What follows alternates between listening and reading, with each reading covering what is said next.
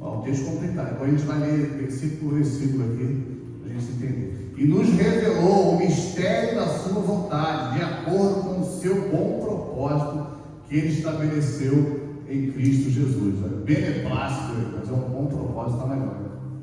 Isso não se entende melhor, a mesma coisa.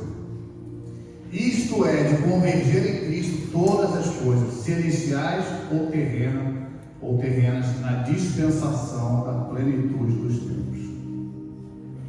Agora vamos entender tudo que a gente leu aí, hein? Não foi pouca coisa. E às vezes a gente vai lendo as coisas e não vai pegando tudo aquilo que o Senhor tem para falar com a gente. É um texto um pouquinho complicado. Carta de Paulo aos Efésios, né? Paulo sempre falou coisas profundas. Alguns dizem que ele escreveu essa carta quando estava preso, né? Isso é história. Alguns dizem que foi depois de ele ter tido uma experiência de arrebatamento. A Bíblia diz que ele foi levado ao segundo céu e ele viu coisas que não se poderia dizer. Depois ele escreve um troço complicado desse, a gente tentar entender. Por isso que logo depois ele ora para que a gente tenha revelação, porque tudo que a gente falou aqui não dá para entender na nossa cabeça, né? Não dá para entender na nossa mente, mas eu quero que a gente caminhe junto, que a gente tente entender no nosso espírito, no nosso homem interior, aquilo que o Senhor está falando conosco. Então vamos lá, vamos voltar para o primeiro versículo aí, ó. Bendito seja Deus e Pai do nosso Senhor Jesus Cristo, que nos abençoou com todas as bênçãos espirituais nas regiões celestiais em Cristo. A palavra diz que o Senhor já nos abençoou. A gente sempre tem uma expectativa de ser abençoado, né? Senhor, me abençoa isso, faz aquilo. Mas o texto diz que já foi feito, né? Algo que já foi consumado, né? Algo que já aconteceu. Então, por isso que logo depois ele ora pedindo revelação, porque assim, Senhor, eu quero ver o que você já fez, eu não quero que o Senhor faça algo que eu não sei. Você consegue entender a diferença? O Senhor está falando, olha, eu quero que esse povo abra os olhos, porque o Senhor já fez tudo isso. E às vezes a gente caminha nessa terra como se precisasse que o Senhor fizesse algo, mas ele fala, olha, eu quero que vocês tenham a revelação de tudo aquilo que eu já fiz. Por isso a gente pode ter certeza de tantas coisas, porque não é baseado naquilo que a gente espera que Deus faça, é entender aquilo que Ele já fez, e isso muda tudo. Porque quando você entende o que Ele já fez, você pode ter certeza que aquilo está à sua disposição, porque já foi feito. Não é algo que você precisa pedir, é algo que você precisa entender que Deus já fez. Ele fala, Ele já me abençoou com toda sorte, com todo tipo, nas regiões celestiais. E aqui, logo depois, ele começa a descrever algumas dessas bênçãos, algumas dessas riquezas espirituais que já foram feitas para mim e para você. E o texto diz, antes da fundação do mundo, o Senhor já preparou. Eu gosto disso de Deus, que tudo que a gente precisa, Ele faz antes. Né? Antes de Deus criar o homem, né, na terra, Ele criou tudo que o homem precisava antes. Todos os alimentos, tudo que precisava, o sol, a lua, o dia, a noite, tudo que estava tudo pronto. Ele falou, agora eu posso criar vocês. E isso serve para tudo na nossa vida. A provisão de tudo aquilo que a gente venha um dia precisar, o Senhor já pensou antes e já proveu. Por isso que Ele é o nosso provedor. Mas logo em seguida aqui ele começa a descrever algumas dessas bênçãos. Eu vou ler algumas para que a gente entenda o que Ele quer falar conosco hoje. Diz assim, versículo 4 e 5.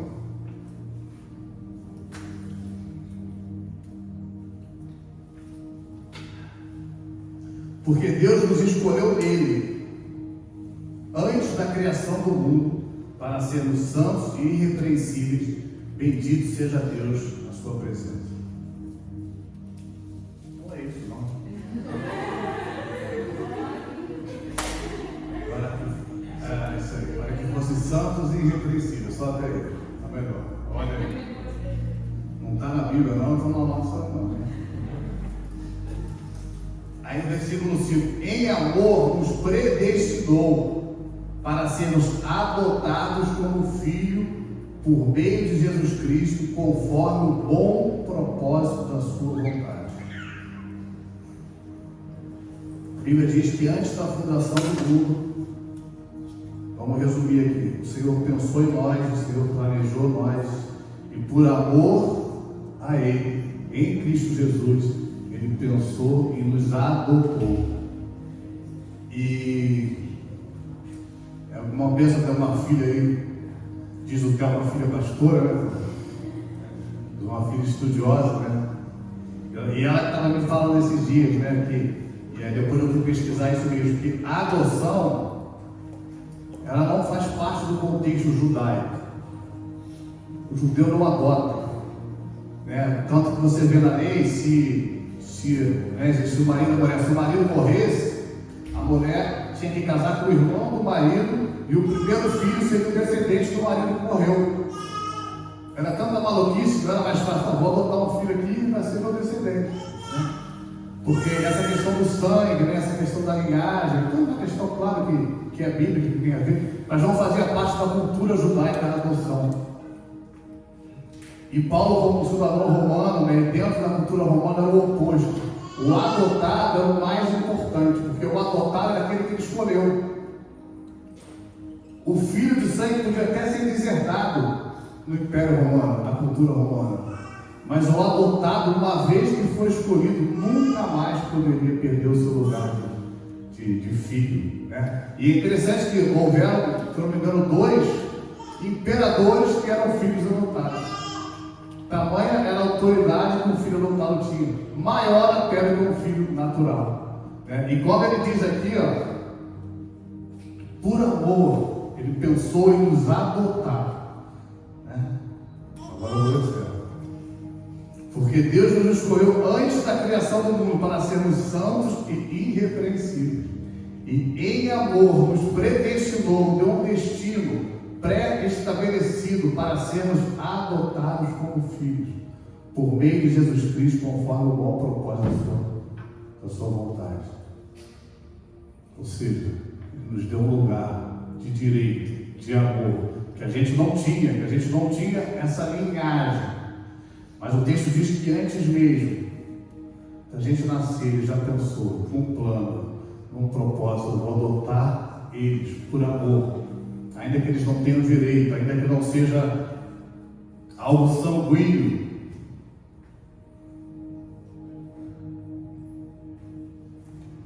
E eu fico pensando, talvez a gente, né, tivemos maus pais, uma família que não foi tão saudável assim, né? E a gente acha que aquela é a nossa identidade. E quando o Senhor fala, olha, antes de tudo isso, antes de você ter pai e mãe, eu já tinha pensado, já tinha escolhido, já tinha sonhado que você seria meu filho.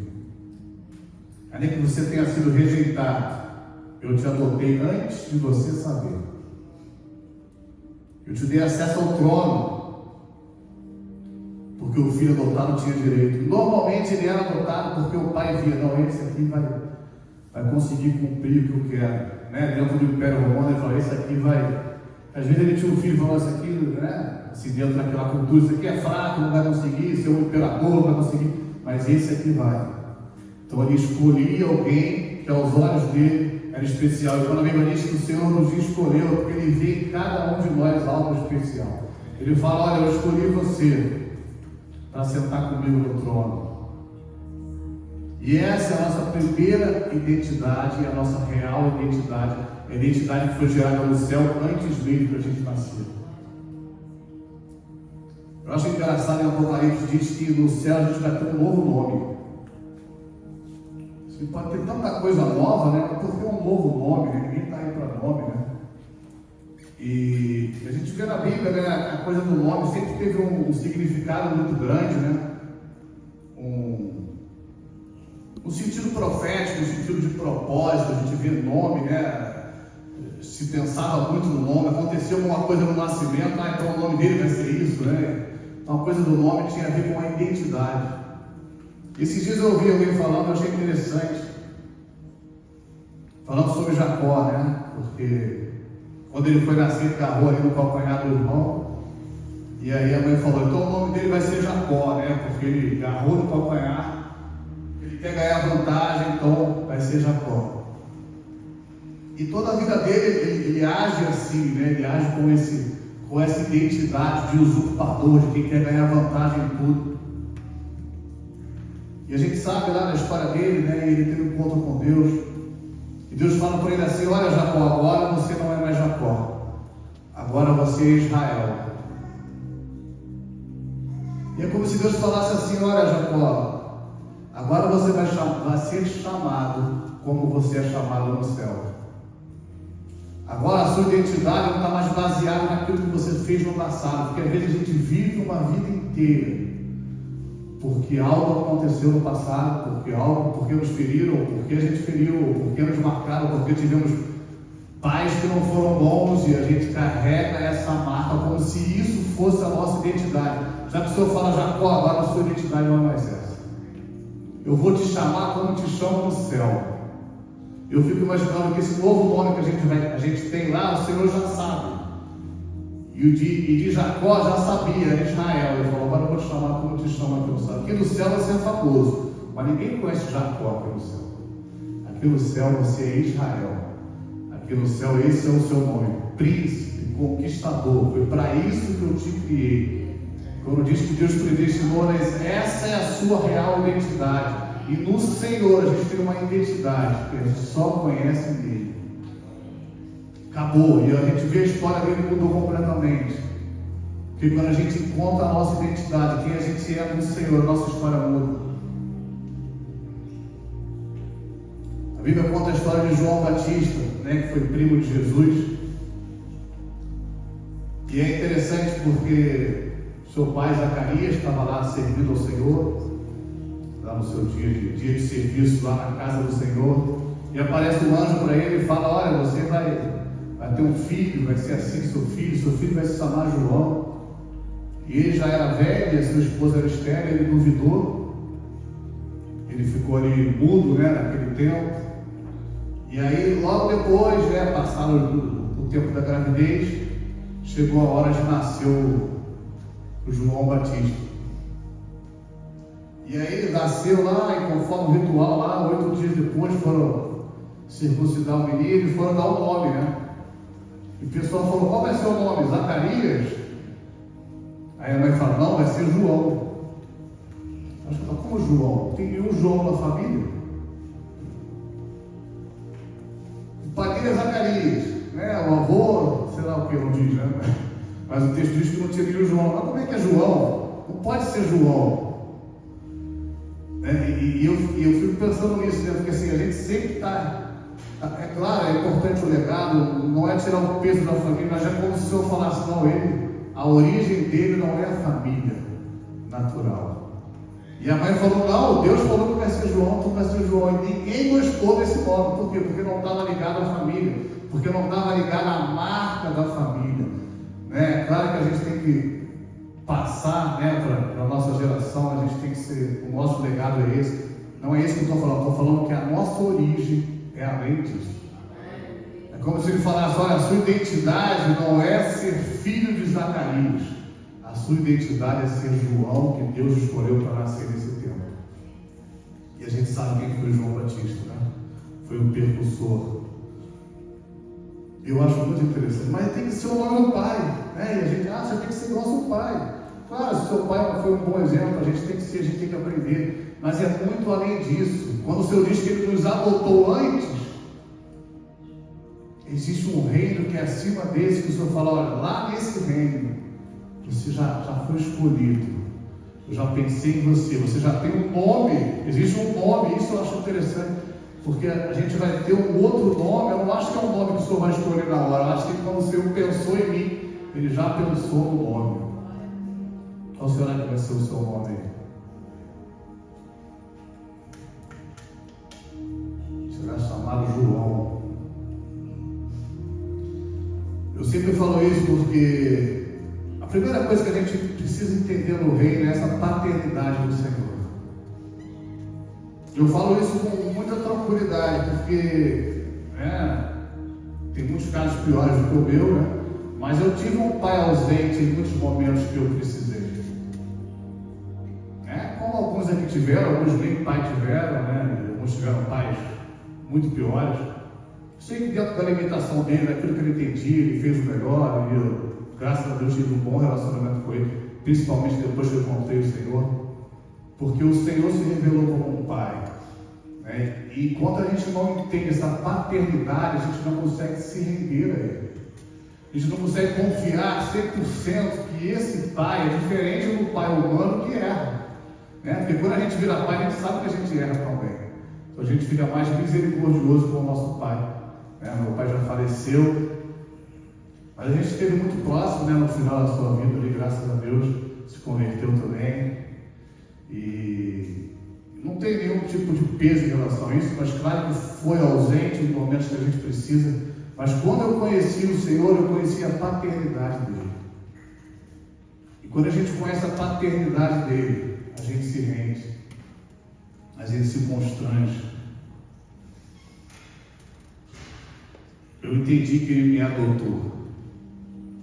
E eu quero que você entenda hoje que, por mais que você tenha pai bom, mãe boa, pais vivos, acima disso o Senhor te adotou. Você tem um outro pai. Você não precisa abrir mão do seu pai, mas você tem um outro pai e nunca vai falhar. A palavra diz: ainda que uma mãe se esqueça do filho que ainda ama, isso é difícil.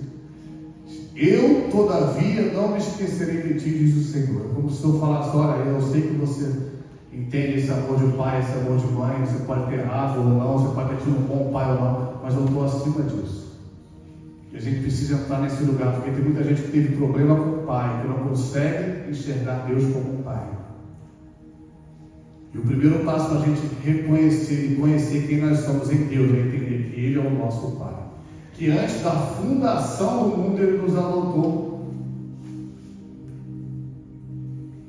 E que ainda que a gente tenha marcas do passado, o Senhor nos adotou e essa é a nossa identidade, sabe? Eu acho isso tão lindo, porque Ele nos amou, Ele morreu, Ele fez tudo aquilo que Ele fez pela simples oportunidade de estar com a gente. Ele não tinha nem certeza. Se a gente um dia não falar: Senhor, eu estou aqui, eu quero te conhecer, nem isso Ele teria, mas ainda assim Ele fez tudo o que fez. Só o Pai faz isso, né? Só o Pai faz, sem ter a certeza se vai ter algo em troca, se vai ser bom, se vai ter fruto, mas Ele faz. E foi assim que o nosso Pai fez por nós. Quando eu entendi esse amor, eu falei: Senhor, pela minha vida não vai ser igual. A Bíblia diz: Deus não é só pai de órfãos, mas faz com que o solitário viva em família. Então, existe uma revelação a mais. É além de ser nosso pai, Ele coloca a gente em família, né? A igreja é a família do Senhor. Então Ele não só nos dá um pai, mas nos dá uma família. Vamos seguir lá no texto, versículo 7.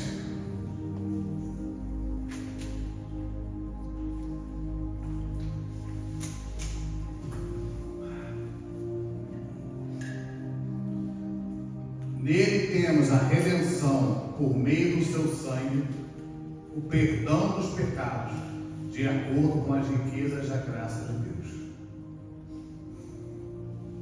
Redenção é diferente de perdão. Diz que nele a gente tem a redenção por meio do seu sangue. Agora que a gente já entendeu quem a gente é no Senhor, filhos, amados, Ele sonhou com cada um de nós, que Ele nos adotou, que Ele nos escolheu, a gente precisa entender o que Ele fez por nós. Porque quando você entende o que Ele fez por você, é impossível que você não se constranja por esse amor.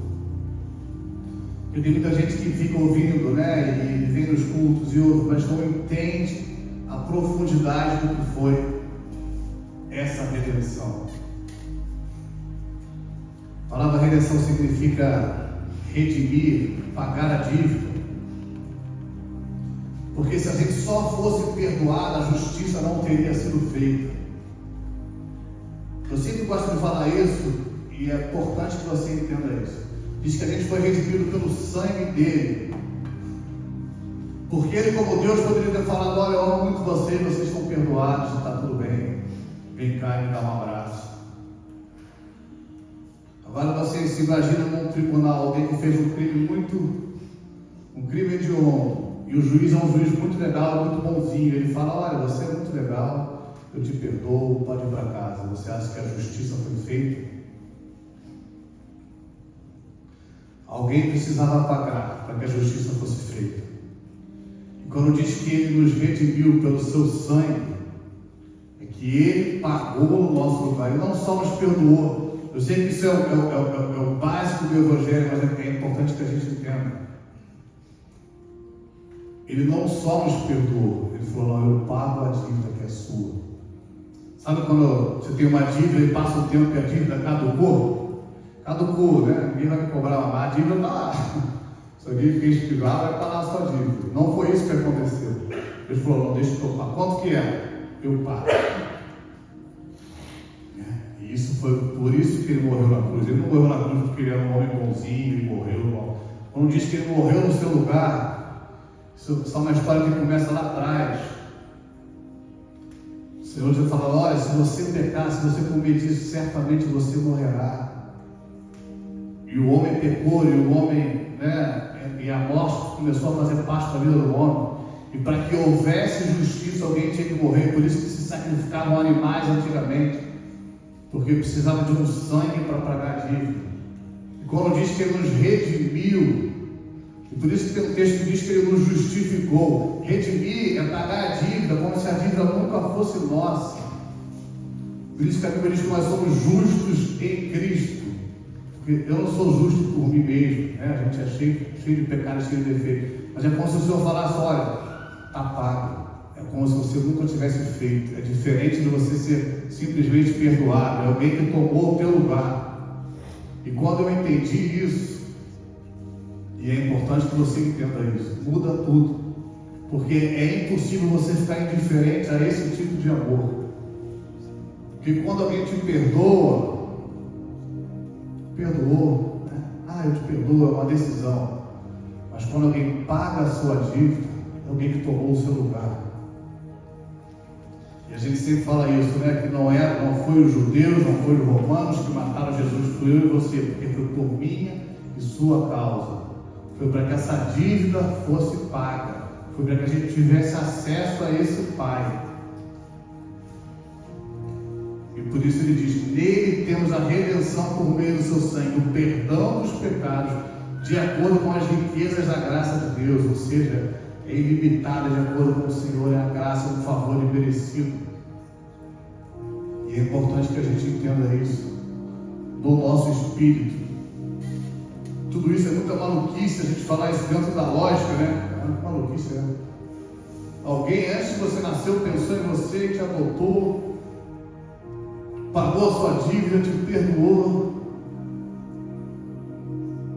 E vamos seguir o texto aí.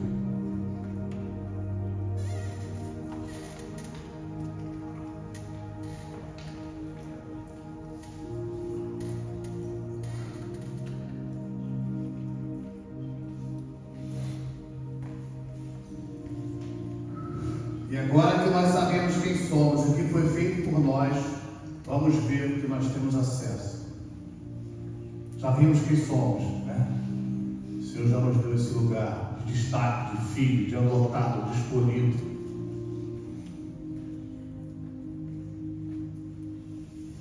Já mostrou o que Ele fez por nós naquela cruz. Já tomou o lugar que era nosso, e a gente precisa entender isso. E agora Ele vai falar: agora eu dei vocês acesso. Agora vocês têm acesso a um reino. Agora vocês, como Cristo, estão ilimitados para a gente ter essa limitação aqui humana, mas agora vocês têm acesso à dimensão do reino. E o texto continua assim, Vamos lá, versículo 9 e 10. E nos revelou o mistério da sua vontade, de acordo com o seu bom propósito que Ele estabeleceu em Cristo.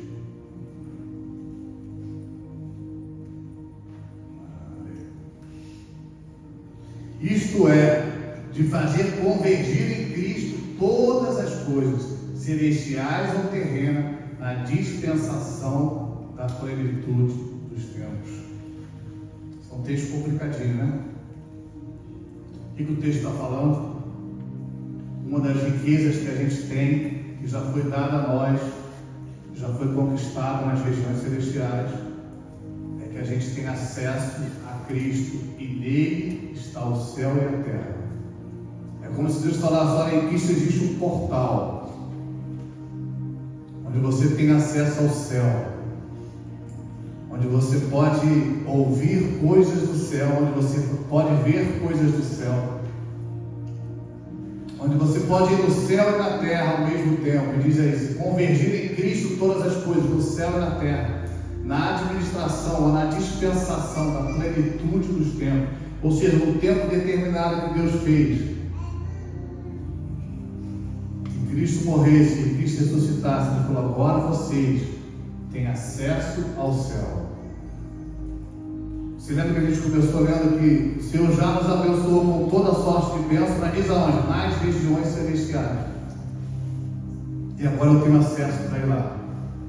Agora eu e você temos acesso. Essa porta foi aberta para que a gente pudesse ir ao céu. E quando eu digo ao céu, eu digo ao mundo espiritual. Eu digo aquilo que o Senhor sempre teve, sempre existiu antes da fundação desse mundo. Eu falo sobre o reino, por isso quando Jesus estava na terra, falava: o reino de Deus está na terra. Não é uma religião, é por isso que aqui entra a maluquice toda do evangelho, que às vezes a gente não entende. Não é um conjunto de regras que a gente tem que seguir. É um novo mundo que a gente tem acesso.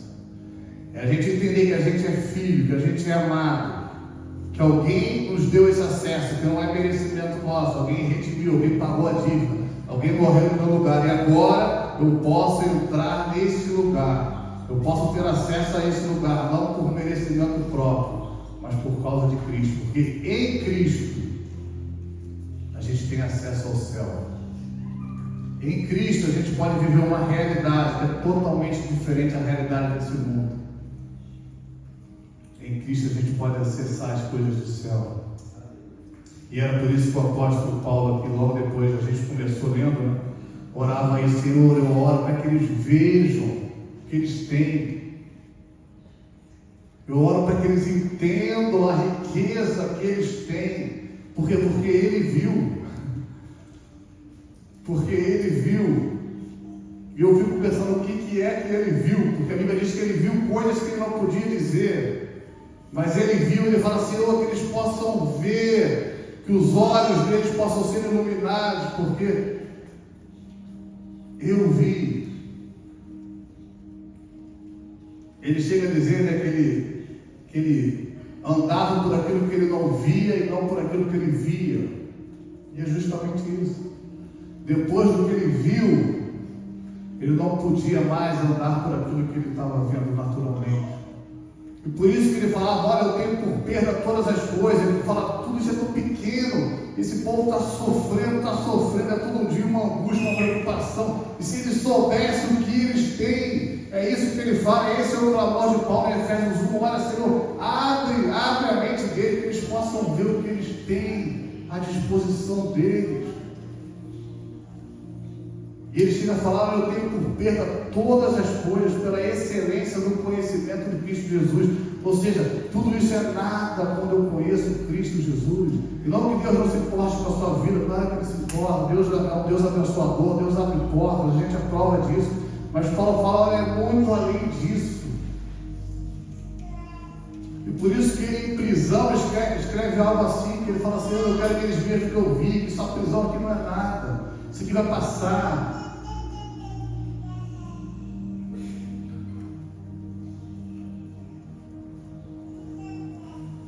2 Coríntios 5,17, um texto bem conhecido, também do apóstolo Paulo.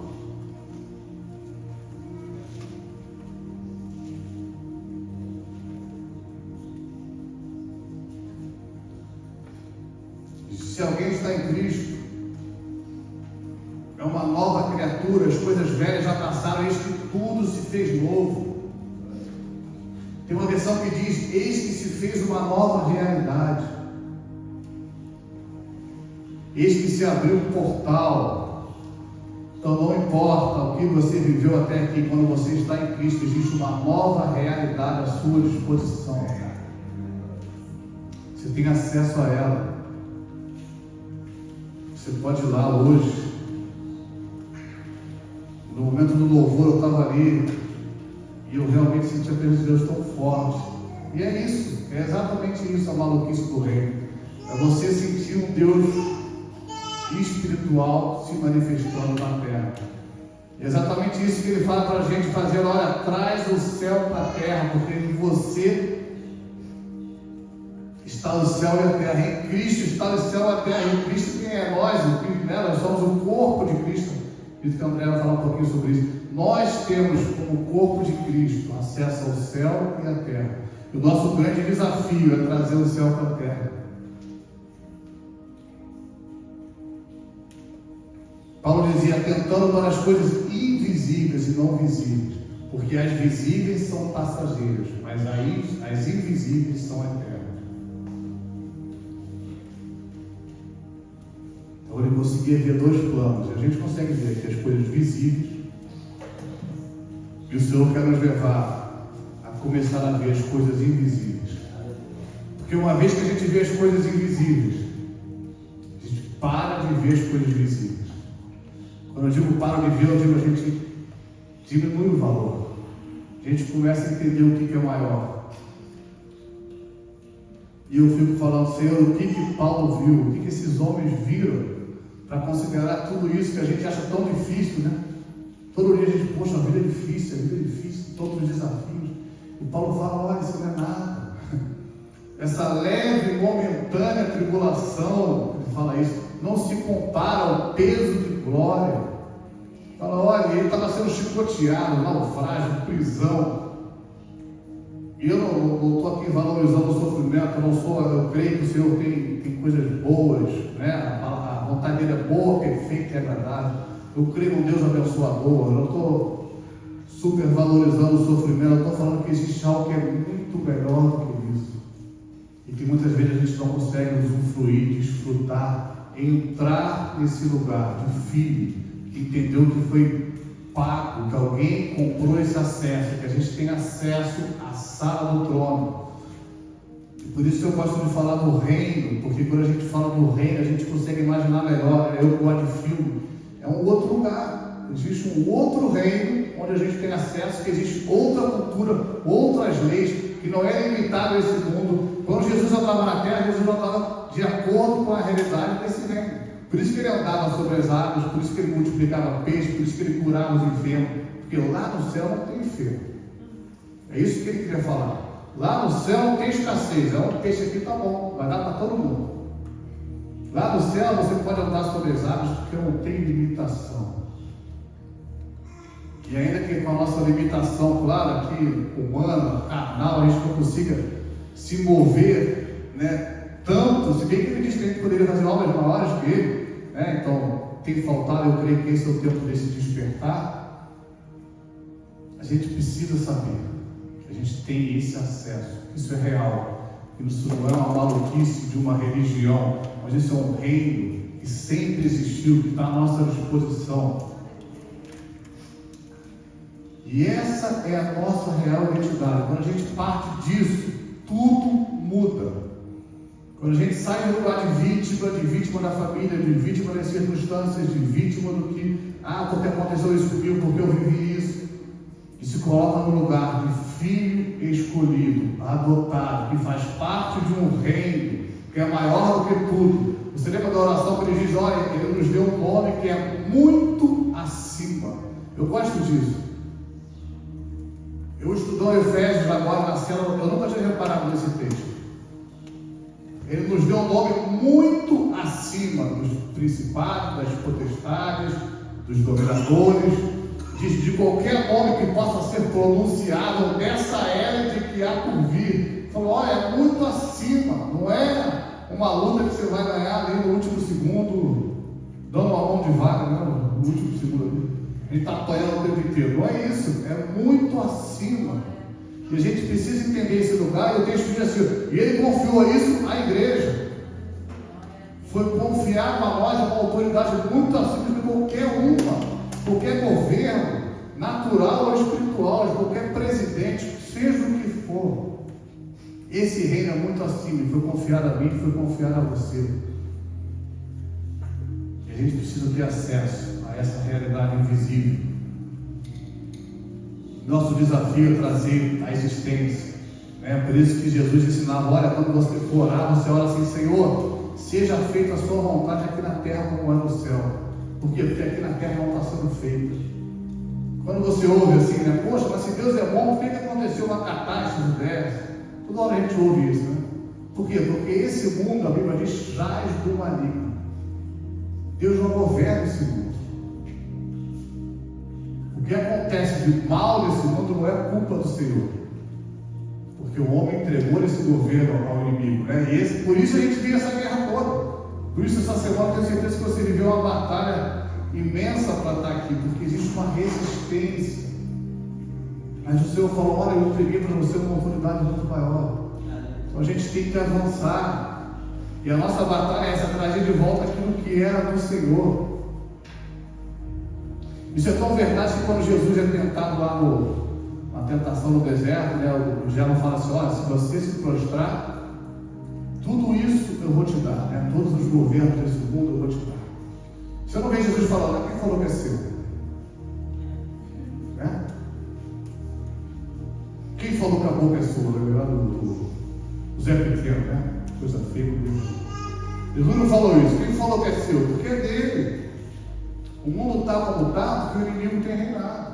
E por isso que é tempo da gente se levantar, porque a gente tem autoridade para vencer isso. Por isso que é esse um tempo de restauração, a gente entender quem a gente é. Tudo começa entendendo quem eu sou em Cristo. Quando eu entendo quem eu sou em Cristo, eu consigo avançar. Eu creio que hoje, para começar esse tempo aqui, essa jornada que a gente vai ter aqui nesses 2 dias, o Senhor quer curar a nossa identidade. O Senhor quer nos levar a esse lugar de entendimento do valor que a gente tem para Ele, do valor de filho, adotado, escolhido.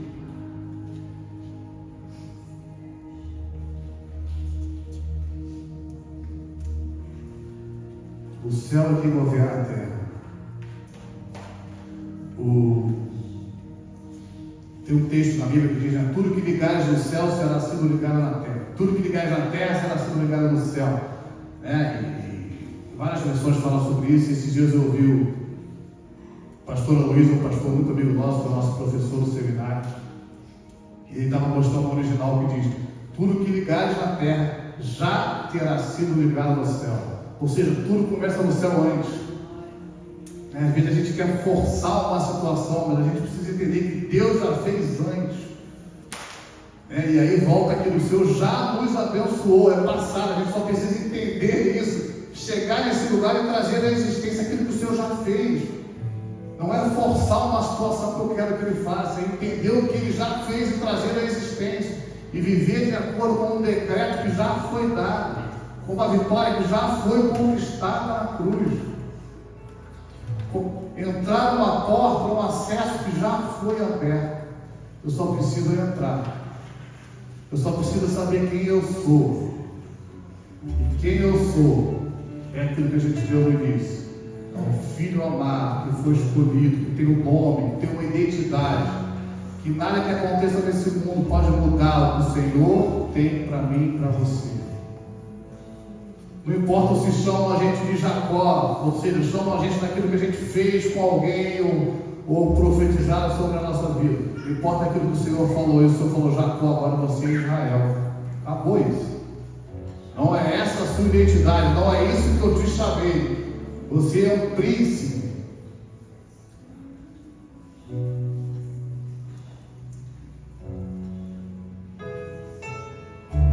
Eu queria que você fechasse seus olhos agora.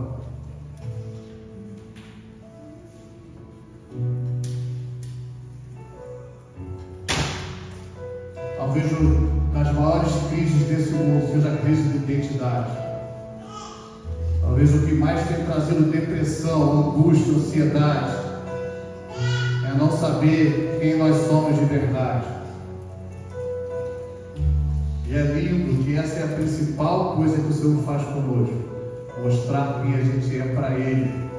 Quando a gente sabe quem a gente é nele, a gente fica confiante. Quando a gente não se conhece nele, a gente busca reconhecimento. E por isso que você vê tanta gente buscando reconhecimento. Eu não sou reconhecido, eu fiz e ninguém me reconhece. Mas quando a gente é conhecido dele, a gente tem o conhecimento dele, a gente é reconhecido por ele, e isso basta. Feche seus olhos agora, eu queria orar. Vem, Senhor. Vem além, Senhor. Vem além, Senhor, do nosso entendimento humano, Senhor. Que não seja apenas, Senhor, um conjunto de palavras, um conjunto de versículos sem sentido, Senhor. Mas fala, Senhor, ao nosso espírito, Senhor. Fala a cada um de nós aqui hoje, Senhor, nos desperta para essa verdade, Senhor. Que nós somos teus, que o Senhor nos escolheu. Que o Senhor já pagou todo o escrito de dívida que tinha contra nós, Senhor. Hoje nós temos livre acesso ao Pai, livre acesso ao Reino. Hoje a gente pode entrar, Senhor. Tua palavra diz que entrar confiantemente na sala do trono. A gente tem acesso à sala do trono, Senhor. A gente não precisa de burocracia, a gente não precisa de nenhum tipo de ritual, Senhor. A gente tem acesso ao Pai. Que cada um aqui, Pai, se sinta, Senhor, amado pelo Pai, cuidado pelo Pai, pelo Abba Pai. Senhor, obrigado pelo teu amor, Senhor, que nunca falha, que ainda que a gente não corresponda a Ele, Senhor, não desiste de nós. Senhor, obrigado por cada um aqui, porque eu sei que o Senhor nos trouxe aqui, Senhor, para que a gente se encontre, Senhor. Sei que cada um aqui já te conhece, já te encontrou, Senhor. Mas eu creio, Senhor, que o Senhor está nos levando a um lugar além, Senhor. O Senhor está nos chamando a subir ao monte, Senhor. A um nível de revelação de quem o Senhor é diferente, Senhor. Senhor, em nome de Jesus, nos leva a esse lugar, Senhor, aonde nada mais importa, Senhor. Nos leva a ver o que esses homens viram, Senhor.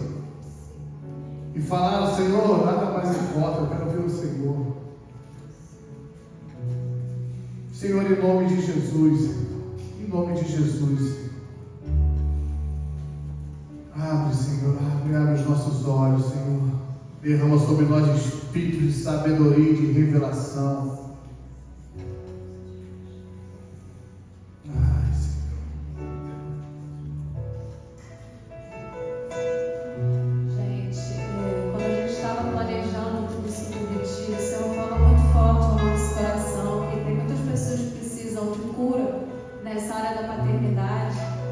E eu queria chamar aqui à frente. E, gente, em nome de Jesus, pensa só que você já veio da sua casa. Até aqui você já pagou um preço. Não custa nada sair da cadeira para vir receber a oração, amém? A gente tem orado por isso, a gente tem clamado ao Senhor.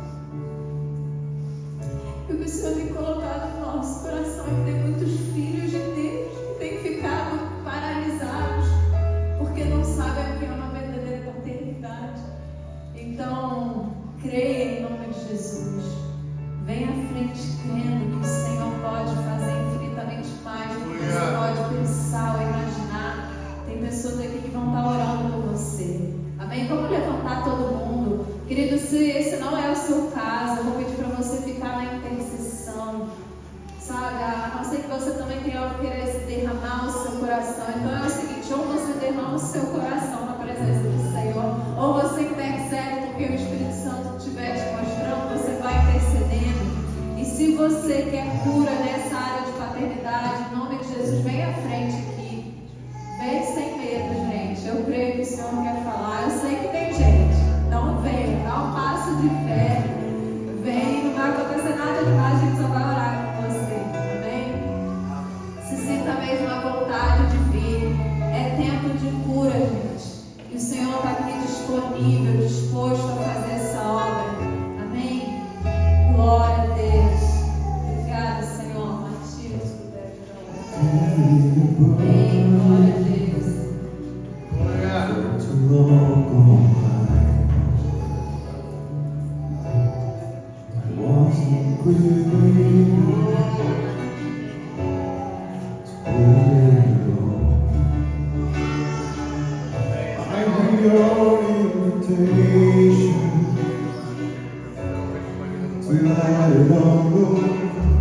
I see it now. I'm laying down, and I know that I need you. Run to the bottom, fall into grace. I'm done with the high, no reason to wait. Your heart needs a search, my soul needs a friend. So run to the bottom, again and again.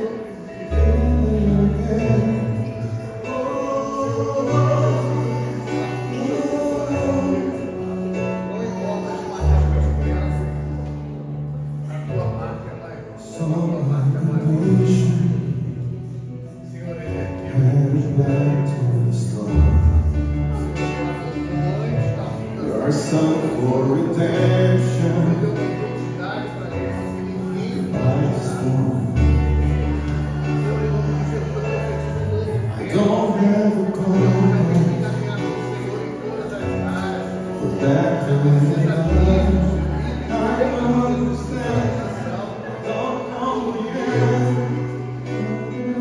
I need you. I run to the Father, fall in grace. I'm done with the high, no reason to wait.